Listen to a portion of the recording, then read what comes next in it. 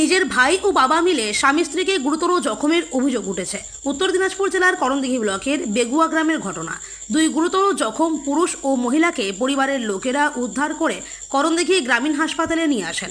তাদের দুজনের অবস্থা ভীষণ আশঙ্কাজনক হওয়াতে তাদের রায়গঞ্জ মেডিকেল কলেজে রেফার করা হয়েছে।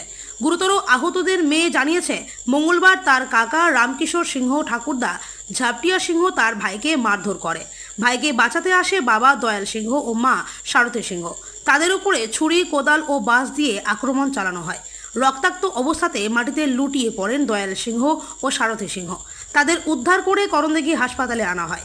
দুজনেই মৃত্যুর সঙ্গে লড়ছেন। এই ঘটনা ঘটিয়েই রামকৃষ্ণ সিং ও ঝাপটিয়া সিং পলাতক বলে জানা গেছে। বাবা ও ছেলে মিলে নিজের ভাই ও নিজের বৌদিকে মৃত্যু মুখে ফেলাতে পারিবারিক সম্পর্কে প্রশ্নের মুখে ফেলেছে।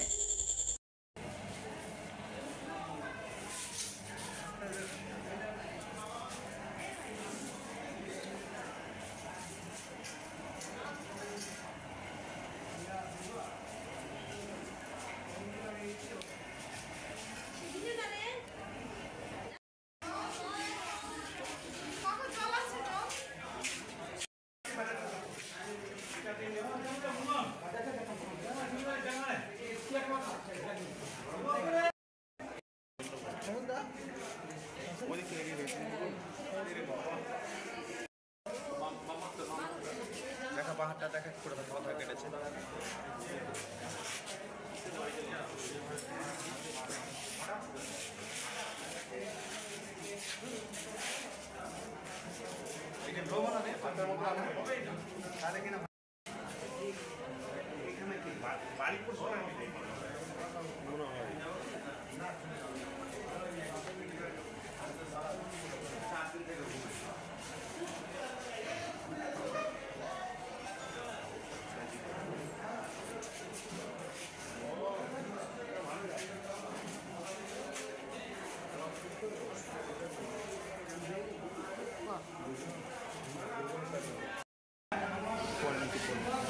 কি দিয়ে মারছে রে?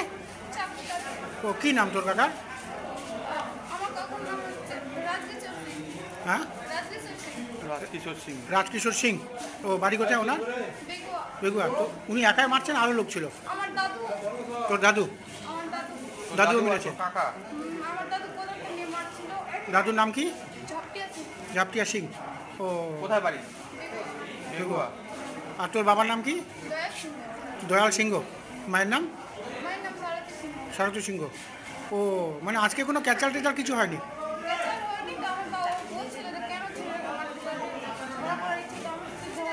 হুম হুম হুম।